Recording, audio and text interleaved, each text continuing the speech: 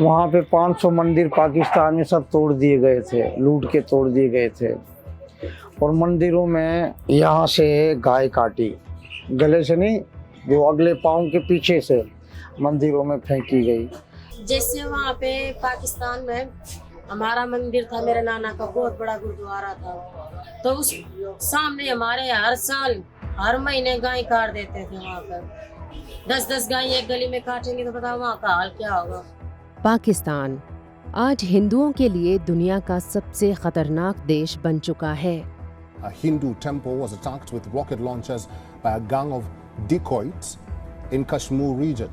यहाँ पर मेरे दोस्त है मुझे कहते हैं कि धनेश कुमार कलमा पढ़ लो मुसलमान हो जा। The century-old Hindu temple in Karak town in Pakistan's Khyber Pakhtunkhwa province was set ablaze and vandalized by a mob last December, allegedly with explicit support and connivance with law enforcement agencies. हिंदुओं के विरुद्ध इस क्रूरता में पाकिस्तान की सरकार, प्रशासन, स्थानीय मौलाना और वहाँ की आवाम सब सम्मिलित हैं। ये पाकिस्तान में हिंदू किसी तरह भी महफूज नहीं है, ना वो इबादत कर सकते हैं, ना वो मंदिर में जा सकते हैं। दिन ब दिन मंदिरों की तोड़ फोड़ और घिराव जलाओ का सिलसिला तेज होता जा रहा है। हिंदुओं का कहना है कि उनके मंदिरों को विखंडित किया जाना पाकिस्तान में रोज की बात है।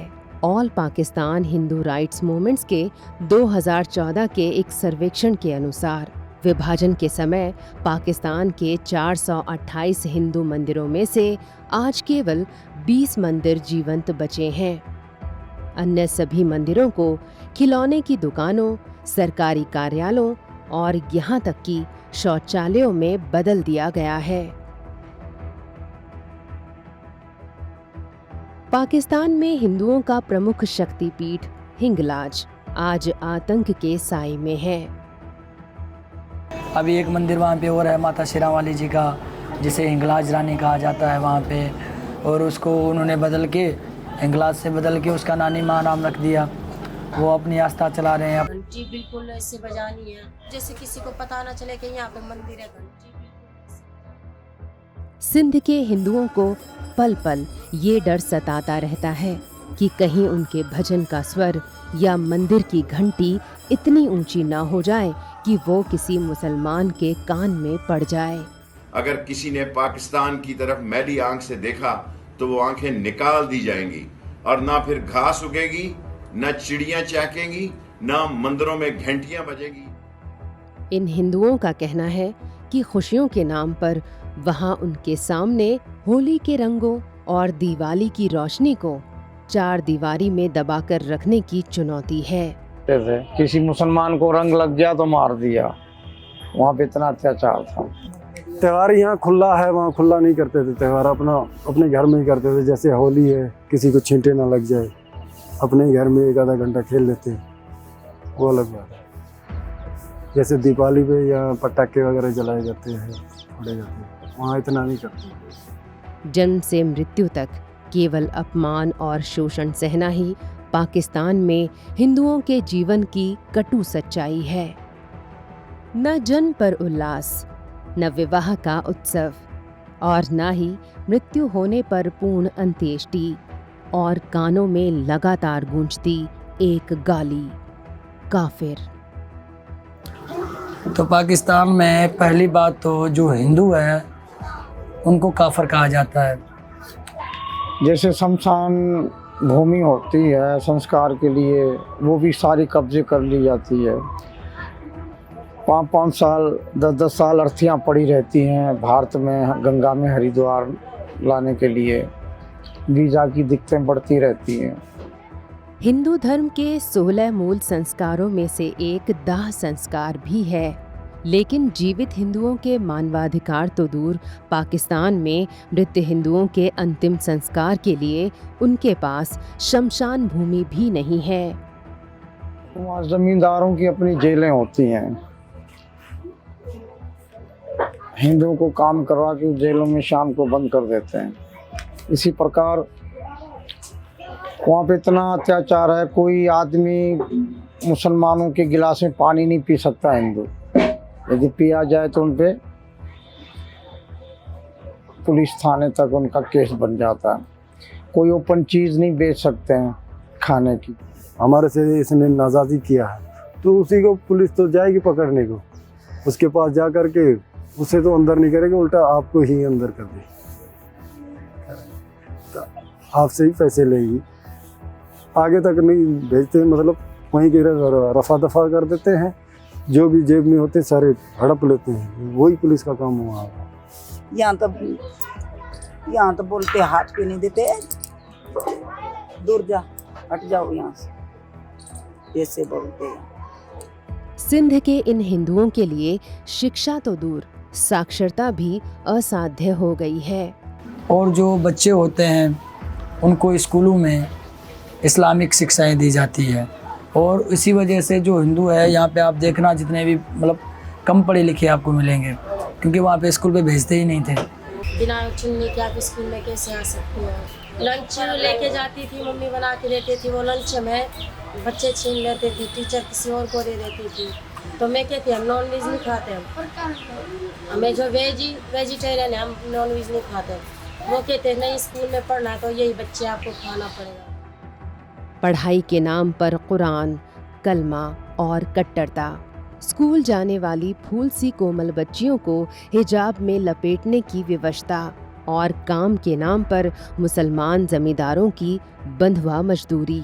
ऐसे में अधिकतर पाकिस्तानी हिंदू परिवार अपने बच्चों को स्कूल भेजने से भी कतराते हैं। नहीं तो हम यहाँ आके ये डर था कि भाई ये पाकिस्तान से भी महापाकिस्तान है, पाकिस्तान के नारे यहाँ लगा रहे हैं, जम्मू कश्मीर 370 धारा, भैया ये तो यहाँ कोई हिंदू जा ही नहीं सकता था, ये तो दूसरा पाकिस्तान बना पड़ा था। भारत देश में भी हमारे एक मंदिर के लिए, श्री राम जन्मभूमि मंदिर के लिए 500 साल लड़ना पड़ा, तो वो तो फिर भी उनका ही देश है। पाकिस्तान में असहनीय धार्मिक प्रताड़नाएं झेलकर भारत आए हुए इन हिंदू शरणार्थियों को आज कुछ राजनीतिक दलों द्वारा अपराधियों की संज्ञा दी जा रही है। केजरीवाल, इसको क्या हो गया? हमें नागरदा ना दियो, ये गुस्सा से आए ने, इसको पहले दे के खत्म करे। क्रोध होते हैं, क्रोध, ये बातें छोड़ो। इन दुखद आरोपों से इनके मन को ठेस तो अवश्य पहुंची है, लेकिन फिर भी पाकिस्तान में इनके साथ होने वाली अमानवीय बर्बरता से छुटकारा पाने के लिए इन्हें केवल भारत और प्रधानमंत्री नरेंद्र मोदी से आशाएं हैं।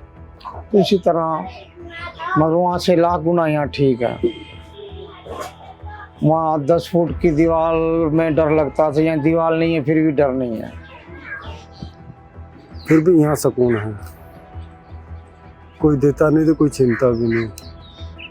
हमारे को ये से बोलते हैं ना, ओ भैया, जब भी हमारा दुख दूर हो जाते। हमारे को परिवार बोला, हमें बहुत खुश हो गए। मोदी कभी भी नहीं हारेगा, ये जीतेगा। पाकिस्तान का पासपोर्ट इन हिंदुओं के गले में एक फांसी के फंदे की तरह लटका हुआ है, जिससे मुक्त होकर वे नए भारत की उड़ान में अपना योगदान देना चाहते हैं। रात को सोते समय वही सपना देखना, जागी आंखों से देखना, शायद मैं लड़का होता, शायद मैं अपने आर्मी बन के अपने देश का कुछ करता। तो मैं अपने लड़के को पढ़ाना चाहती हूँ आगे जाके एक फौजी बने मेरा बच्चा। ये मेरा नाम भी लिख लिया, ये मेरा भी नाम लिख लिया, इसका भी लिख लिया, पर हमारे को नहीं आते हैं, लिख के हमारे बताए क्या है।